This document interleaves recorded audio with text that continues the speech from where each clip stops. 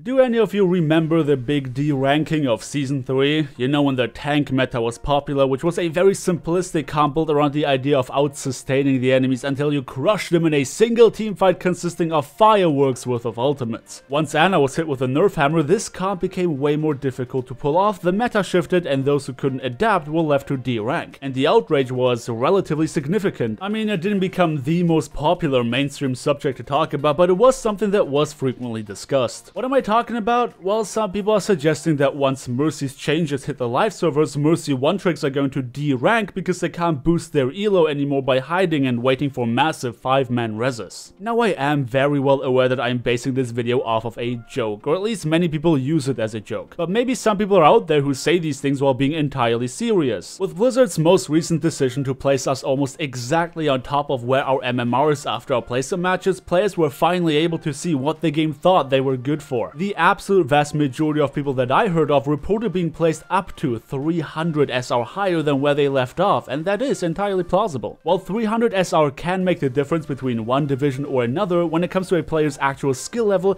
it isn't always that big of a deal. It's more of a matter of luck while grinding away through the matchmaking lottery. Now, I would love to spend this video talking about how your MMR relates to your skill rating and how that's going to affect any Mercy players' ratings in the future. While I can confidently say that the system is not as simplistic as to say that any amount of reses X equal any bonus SR Y, fact of the matter is that something was not working properly in the case of our either beloved or hated first main support, and the issue I'm facing here is that there simply is not enough data to go off of, or really any lack of hard evidence period. While I have seen people try to piece together the puzzle by gathering information of as many Mercy players as possible with consideration of different divisions on our ladder, those sample sizes are so small that any anomaly could easily destroy any value the results hold at all. As much as I love to get my hands on such data to evaluate the results myself, for now we are left with nothing but speculation when it comes to our Swiss angel of hope and salt. What we can talk about, however, are some general misconceptions surrounding so-called boosted players. Now, for anyone watching my stream, or even specific videos for that matter, it will be no secret that this is a joke I use quite frequently. I am not under the impression that I am a particularly skilled player, and it is my belief that with a little bit of effort and use of mere common sense, any player can achieve the rating I have right now. Misplaying frequently and still winning enough games while maintaining a reasonably high MMR show that it does not take a pro player to touch Grandmaster and get your free gold gun every season. Competing in the high end of GM is another story entirely. I have to disclose that for long-time subscribers of the channel, this is a subject matter I have brought up as a side point in several videos in the past. Please understand that my channel has been growing significantly since then, so many of my new subscribers have never seen any of these videos given the comparably low view count. I hope to still bring a new perspective into old ideas with this video, so even if this is not entirely new to you, I hope you will find some sort of value in this content. If you don't, I apologize. So let me ease you into this discussion with a bold statement that will probably enrage at least a few of you. The vast majority of accusations of players being boosted or, well, playing in an elo that they are obviously not good enough for are absolutely baseless. That's right, that Torbjorn that you're so angry with because he didn't realize he was being zapped to death by a Winston right behind him has earned his place in that elo, and that is the case for the absolute vast majority of players that you're angry with. Now, I have dedicated a two-parter with about 25 minutes worth of discussion to trying to explain the relation of balance and skill in Overwatch, and how any of these things together relate to the creation of your MMR, which is supposed to be a display of your skill at the game, how players get into any given division, and why it sometimes feels like some players do not deserve their place. As these videos were very time intensive in their production, it is obviously in my best interest to guide you to the card in the top right corner that allows you to directly get to these videos and watch them. But I will try to simplify the concepts behind these videos right here. There are 6 base skill sets that in any combination are required to display a certain level of proficiency at any given hero. Some heroes benefit more from good aim, others require tracking, some heroes need you to be good at multiple things, others only ask for one. Supposedly, your MMR does not measure all of these things simultaneously. What it cares about is how well you perform in the context of any given match on the hero that you choose. That simply means that it doesn't rate your aiming a platinum and your positioning a diamond. Rather, it cares about whether or not you understand that some heroes need good aim and others are more reliant on flawless positioning, and it then measures whether or not you can apply these things on the hero of your choice, which means that essentially you are supposed to be given a rating for any hero you play as also your adaptability, as in whether or not your decision to play a particular hero was right given the comp that you oppose. That in other games is a metric simply called a player's ability to win matches, and that is obviously grounded in the decisions a player makes, and sometimes these decisions do not require a high kill-death ratio, but rather smart use of their abilities, good teamwork, or abusing map design. That sounds way more complicated than it could be, right? Well, that's because it is. To draw a comparison to more classic first-person shooters, usually a player is required to be equally as good at all the base skill sets that the game asks of you. For example, you would need to be good at aiming, have good reflexes, and map knowledge, and that never changes at all levels of play. The problem in Overwatch is obviously that not every hero requires every skill set in equal amounts. That means the game never urges a player to be good at all of them simultaneously. It only asks you to be good at the few things that your hero requires, and that is exactly why some players come off as though they don't deserve the rating that you play in. As an individual player, we usually expect everyone we play with to be about as good as us at all the things that we are good at. After all, the game considers us equal in skill, and that is a fair assumption to make in games that require all of these skill sets to be applied at all times, as is the case with many classic shooters. But Overwatch obviously is an outlier, not to mention that there are more factors that I do not believe the MMR system can consider to any capacity, but let me give you an example for that. I have been watching a stream the other day of a match in Grandmaster where on King of the Hill the streamer's team was getting absolutely rolled and nobody was communicating or really making any effort to win whatsoever. Once the streamer in question took the role of shot caller and forced his decisions on the rest of his team that displayed no desire to lead the others to victory, it almost seemed like it was an entirely different team. The only thing that changed between the first and the second round was having a decisive shot caller that gave his team a clear direction, and suddenly the enemies didn't stand a chance. It was a game where initially everyone was making mistakes so significant that you call them boosted plats, when in reality they were simply lacking direction. To quote the streamer himself, it's just the shot calling. That's what wins half the games. These guys have the mechanical skill, they just don't know what they have to do with it. Overwatch is not only about how good you are at the skill sets the game asks you to bring to the table when it comes to your heroes of choice, but your ability to win matches consists of many things that include a certain level of cohesion with your team. So combining the fact that the assumption that everyone you play with can do everything you can do, as well as you being wrong due to the lack of incentive to acquire every skill set necessary to display a decent level of proficiency at every hero in the game, with the fact that players win matches not only because of the display of these skill sets, but also through smart rather than skilled gameplay, and we have quickly figured out why people keep whining about players being boosted left, right, and center. Fact of the matter is simply that Overwatch has absolutely no level of standard when it comes to skill requirements. Where in other games, the game itself forces players to display improvement at all the base skill sets to reach a high rating, Overwatch is content with you only being good at a few of them, and which of these skill sets you are good at doesn't even matter as long as it helps you performing well on your heroes. That creates a perceived imbalance when it comes to matchmaking, since Overwatch is a game of adaptability and versatility, but the competitive game mode itself never enforces those principles on the players. It is the Wild West of skill sets where everyone is certainly gonna be good at something, but nobody knows what that is. Please note that for the sake of this video, I have tried my best to simplify the foundation of skill assessment the game is built on. Needless to say that with all the secrecy surrounding their systems, there's no way for me to make a decisive statement that could debunk a lot of the honestly dumb assumptions out there that suggest the game to be about as simplistic as tying your shoes. I do not have hard evidence to disprove people who say one-tricking is a surefire way of abusing the system, but neither do they. Their assumptions are based on anecdotal evidence and a way oversimplified idea of game development as a whole. I hope that in today's video I could give you a rough idea for how complicated these things actually can be, and assuming that creating a proper functioning matchmaker and MMR system is an easy task is plain and simply ignorant. Every last thing presented in today's video has been put together through bits and pieces of information we have gotten from the devs over the course of the lifespan of this game, as also things that I know from other games' development processes that have been laid out openly by their respective developers. Call it more of an educated guess rather than blatant assumption, as is usually the case these days, but that still does not make it hard evidence, so please do keep that in mind. So bottom line for today's video is that there is more to a player's skill level than meets the eye. It is undeniable that Mercy has been broken to some capacity for quite some time that allow players to climb higher than they should. What exactly was broken about it, we cannot tell. We do not know whether or not it has been entirely fixed yet, and we do not know how the changes will affect Mercy players in the future. While that is something I would have loved to speculate about, I thought it would have been a better use of my time to give you guys a rough idea for how complicated these types of problems actually are. Not everyone who has a bad day or even just a bad match on ranked necessarily doesn't deserve the rating. You are only seeing a small part of their performance, which is by no means enough to tell whether or not they deserve their elo. Yes, it's frustrating to play with somebody who is underperforming for some reason, but at least try not to be too judgmental. At the end of the day, we all have our off days. Well, I hope you guys enjoyed today's upload, and if you did, then don't forget to drop me a like on your way out and subscribe if you are interested in seeing more. And if you are, then why not click on one of the videos on screen that hopefully guide you to something I have talked about in the past. Maybe you'll find it equally as interesting. But this is me done for the day, so thank you everybody so much for watching, and I hope to see you all next time.